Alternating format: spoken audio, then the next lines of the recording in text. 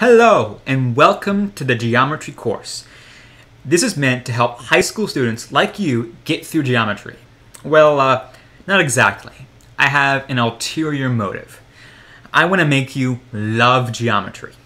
You might think taking high school geometry is a waste of your time. You know what a triangle and a square is. You can sure draw them, and you can probably find the area of them. What more do you need to know? Well, geometry is so much more than that. It's designed to express all the variation in life of our natural world. Well, that's actually where the word geometry comes from. It's an ancient Greek word. The geo refers to earth, or the world. And the ometry part refers to measure.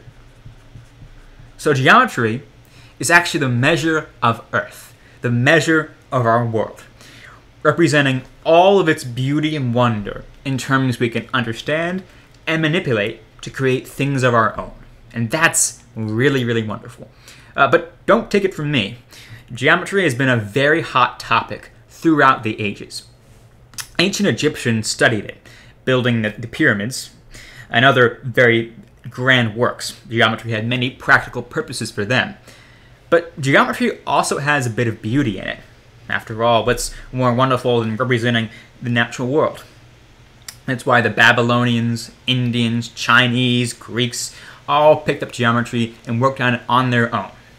This might sound like a history lesson, but it goes to show you just how amazing geometry is if all these different cultures worked on geometry. So, geometry. It has practical impacts and it's a bit beautiful, but what else is there? Well, it's also radically different from your other courses. You might have taken pre-algebra or algebra 1 before this, and you've dealt with, your x's, your y's, your z's, your constants, your variables. That isn't a thing in geometry. Well, at least it wasn't a thing for much of its history. Geometry's been around in a pretty developed state far more than algebra.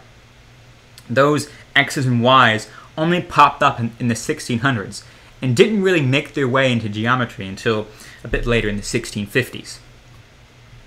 Right? So, we're free from algebra and we're free to explore a whole new world of math. Now, that's my intro to geometry. But what's next? Well, the next couple of videos in this playlist, and I encourage you to keep watching or watch whenever you need help.